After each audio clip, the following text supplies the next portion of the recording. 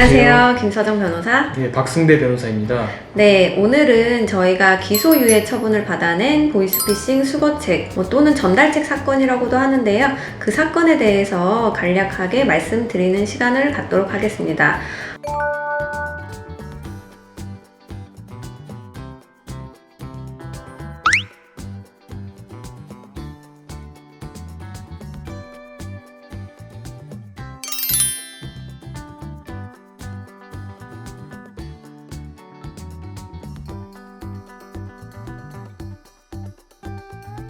우선 저희가 받은 기소유예의 의미부터 살펴보도록 하겠습니다. 예, 그 기소유예란 검사가 형사사건에 대해서 범죄의 혐의는 인정하나 범인의 성격, 연령, 환경, 그리고 범죄의 경중, 정상, 범행 후의 정황 따위를 참작해서 공소를 제기하지 않는 것을 의미합니다.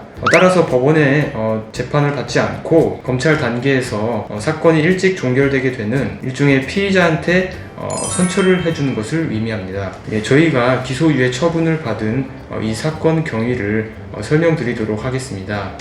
저희 위레인은 서류 및 자금 회수 직원을 구한다라는 구인 광고를 접하여 게시자인 성명불상자에게 연락을 하게 되었습니다. 연락을 막상 하고 보니 작업 대출 수수료를 건네받아 전달하는 일, 그리고 일당 10만원과 수거하는 금액에 따라 수당을 지급하겠다라는 취지의 제안이었습니다. 당시 저희 위레인은 피해자 주거지 앞에 있던 피해금이 든 상자를 수거하는 일을 맡게 되었고, 다만 보이스피싱 위심 신고를 하게 된 한 피해자로부터 신고를 받고 출동한 경찰관에게 검거가 되게 되었습니다.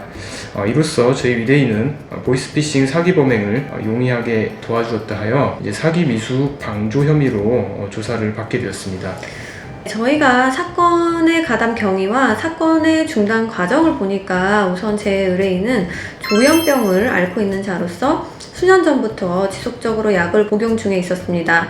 저희는 조현병의 증상에 대해서 리서치를 했고, 리서치를 해보니까 조현병을 앓고 있는 자들이 정상적으로 올바른 판단과 생활이 어렵다는 점을 알 수 있었습니다. 그래서 이 부분을 저희가 변호인 의견서로 담아서 검사님께 제출을 하였습니다. 그리고 또 대개 피해자와 직접 대면해서 피해금을 수거하는 방식인데, 이 사건의 특이한 점은 마치 택배를 수거하듯이 피해자와 비대면으로 피해금이 든 상자를 수거한 점입니다. 나아가서 근본적으로 이 사건은 금전적 피해자가 존재하는 사건이기 때문에 피해자와도 원만히 합의를 하여 피해자의 처벌불원서를 받아서 검사님께 제출할 수 있었습니다.